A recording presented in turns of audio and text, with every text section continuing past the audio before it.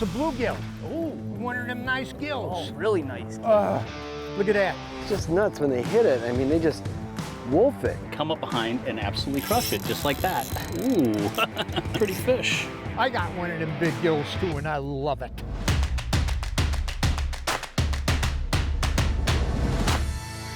Welcome to AnglingBuzz. Well, it's the middle of summer and pretty much everything is biting. And consistently catching fish can be associated with the ability to find fish. And throughout the season, fish can move a lot. And in this episode, we're focusing on summer panfish patterns. Both bluegills and crappies finished spawning several weeks ago and are now setting up in their summer locational areas. Weed edges are key. The water clarity of any given lake determines the depth at which weeds can get enough sunlight to grow. The deep weed edge may only be 8 feet in many dark lakes. On the other hand, in clear water lakes, the deep weed edge could be as deep as 20 feet or more. The invasive zebra mussels have dramatically changed how deep weeds grow in many lakes throughout the Midwest. Today, we're joined by Matt Johnson. He's Pro Staff Director for both Clam and Blackfish. He also guides a lot around Minneapolis. Now, Matt, I know you fish all season long, open water and ice. Looking at the open water season, how's it been going so far? You know, the open water season this year has been a definitely interesting one. I'll tell you what, the term weather is played often because either we have high suns and a ton of wind, or we have rain. We've had a lot of rain. I know a lot of you have seen it throughout the Midwest. So weather has been interesting. It's kept us on our toes. You have to be able to adapt. That's been a big term this year, is adapt. But we've been chasing fish of all kinds. I had a really lot of fun chasing walleyes right at the opener until even as recent as the last few days. So the walleye bite in the Twin Cities is awesome. I am not a walleye expert. A lot of my fans on social media are giving me a hard time because they're seeing me hold walleyes. In fact, just recently got a 28-inch fish, which not my cup of tea. Usually target them, but I'll take a 28-inch walleye. So it's been fun. It's been a great start to the season. Spring now here into summer patterns. No complaints one bit. Okay. Now, looking at summertime panfish, that's the topic of today's show. How do you like to use your electronics to locate panfish, crappie, and bluegill along weed edges? That's a great question, Troy. And it's one I get oftentimes. How do you find these panfish, especially with the nice graphs we have nowadays and the tools we have at our fingertips? You know, this time of year, the beauty of it is that these panfish, whether it's a crappie or a bluegill, are generally speaking schooled up. So it's not like you're looking for onesie, twosies tight to the bottom. You're looking for schools of panfish. And I can find these fish pretty quickly, even with 2D sonar. So if you're out there saying, I don't have the side imaging, I don't have the forward basic sonar, you can still oftentimes run over the top of these schools of fish on the weed lines or big, expansive underwater deep weed points, and you can see them clumped up. Now, I happen to be running side imaging. I have forward-facing sonar on my boat. Seems to be the norm nowadays, and I can easily just tool around and look for clusters of fish, and then I slow down and fish through them to see if they're the type of fish I want, and oftentimes the size of the fish I want. So paying attention to electronics, slowing down, looking at high percentage spots. Don't just aimlessly wander through the lake. So I'm looking for inside turns on weed lines. I'm looking for areas near shallow flats where you know they were in the spawn, looking for break lines, and I'm paying attention to clusters of schooling fish. Right now, these panfish are schooling up, they're easy to spot, and that's what you're looking for to get bit on crappies and bluegills, especially right now as we move into these summertime patterns. Okay, now that we've found the fish, what are some of your key presentations, your key tactics that you use to catch them?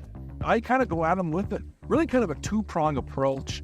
You know, I'm using, believe it or not, a bobber setup, and then I'm using a setup that I can pitch and work back to the boat. For starters, you might ask me, why are you using a bobber setup? I'll tell you what, when I'm finding these schooling fish, a lot of times they're very high in the water column, and I could throw something like a rocket bobber with my presentation 4 feet down. I can throw this thing a country mile. It's like sharpshooting power corky through walleyes. I see them on the forward-facing sonar, I sling at them, I pluck one off before the school moves on, versus pitching a tiny little jig. And all these crappies and bluegills, generally speaking, when they're schooled up, are feeding up.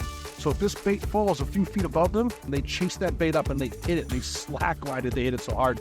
And on the receiving end, I have a drop TG from Clam Outdoors. That is a tungsten jig head. Smaller profile, heavier weight, that gets down to the fish fast. And then I got a little minnow bait in the back of there. This is the Sassy Sting'em. No weight. between the bobber and the jig. I want that to fall down to the fish. Tungsten, a little quicker, fall down to the fish, let it come up and pick it up. Super simple. This will work for open water basin fish. This will also work for pitching around the weeds if I want to keep the presentation in their face. The bobber setup is my first setup. Next is going to be something I can pitch. And on this one, oftentimes I start with either a tube, maybe a twister tail, maybe a paddle tail. But this gives me the versatility to kind of just look around and see where the fish are and pitch at them to catch them. That's kind of my 1-2 approach, is a bobber setup and a pitching setup. And I really find tubes and minnow baits in the summertime really catch a whole lot of fish. And you can certainly use live bait. Myself, I'm not using them much. Live bait absolutely catches them, but for me, I turn to artificials and plastics to get bit during the summertime for crappies and bluegills. Well, Matt, I appreciate you taking some time out of your busy schedule to share your insight and advice into summer panfish patterns.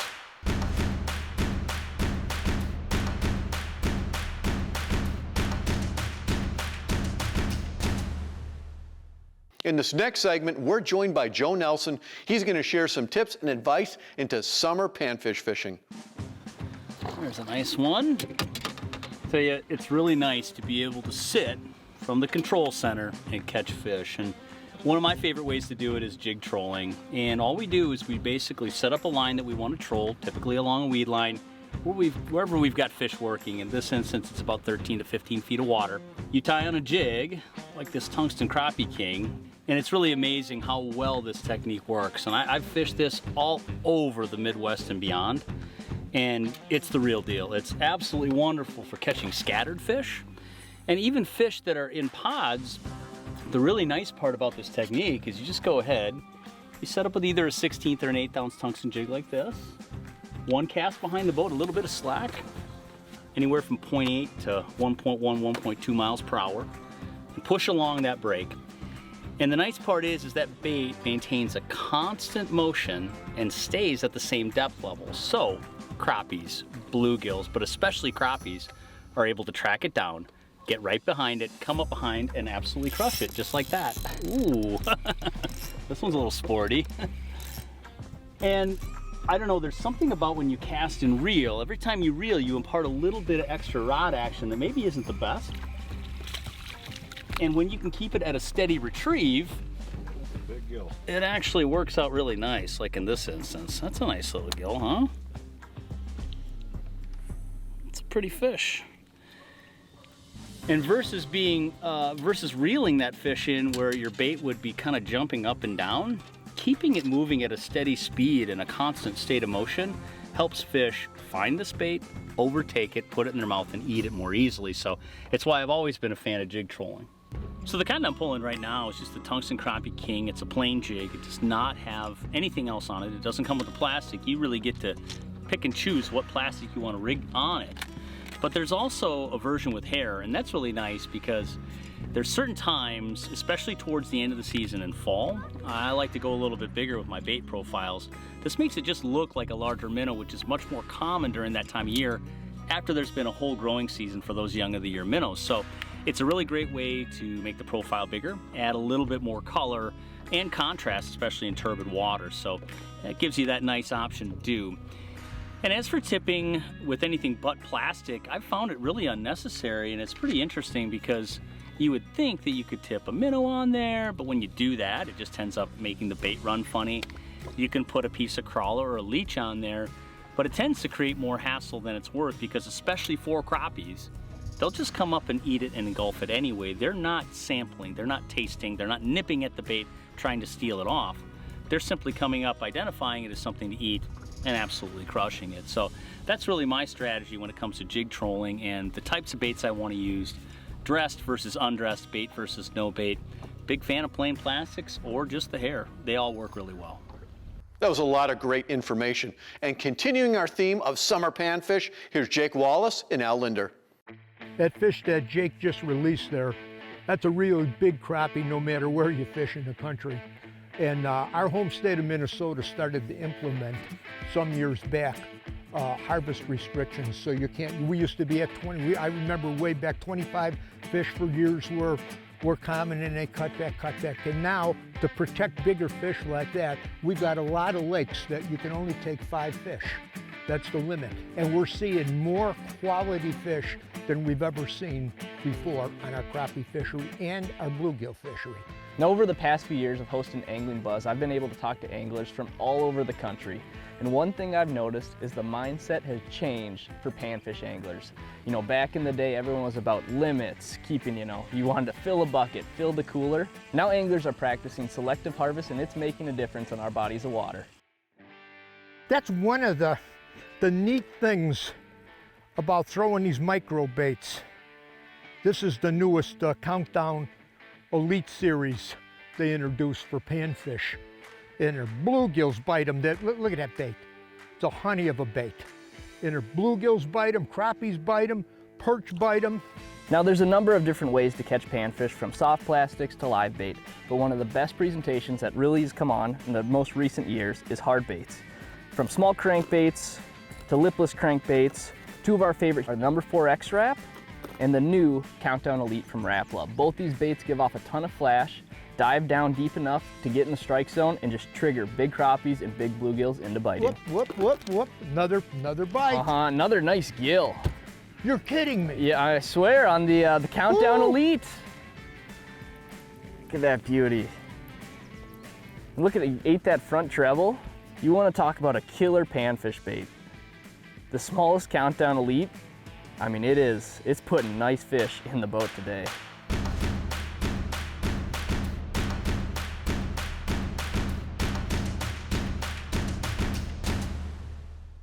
This week we're featuring the Rage boot in our Blackfish giveaways. Now these boots are awesome. They're 100% waterproof. They've got a neoprene upper portion that makes them easy to get on and off. And they've got non-marking soles, which is great for in the boat. Now you can win these boots if you head to AnglingBuzz.com and click on our giveaways, or scan the QR code below.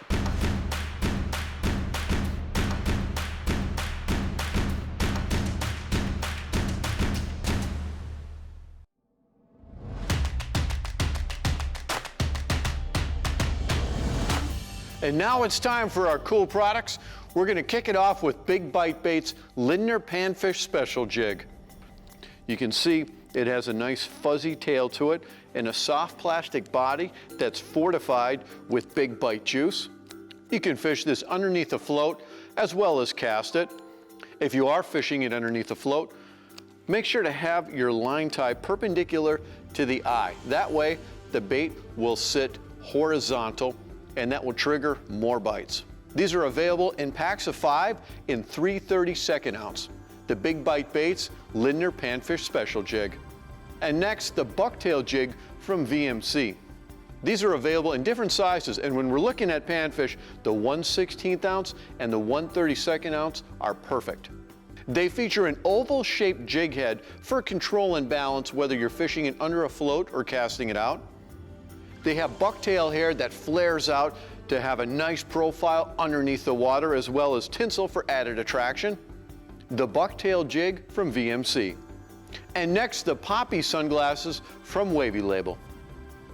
Wavy Label offers an incredible lifetime warranty in all of their sunglasses. The Poppy sunglass is available in a silver lens as well as a blue lens. The blue lens is available in both glass and polycarbonate. These are very comfortable to wear and have incredible polarization, perfect for sight fishing during the summertime, whether you're trying to isolate weed clumps for largemouth bass, individual boulders for smallmouth bass, or weed edges for panfish. The Wavy Label Poppy sunglasses. And next, from St. Croix Rod, their Avid Panfish series. These are available in different length, power, and action. This specific one is a 7-foot, 3-inch, medium light power, extra fast action. So it does have a lot of backbone if you have a lot of line out there to set the hook, and it's soft enough on the tip and the end of the rod to make a very long cast. Pair this with your favorite reel for an excellent combination for summer panfish. And now it's time for our technique of the week.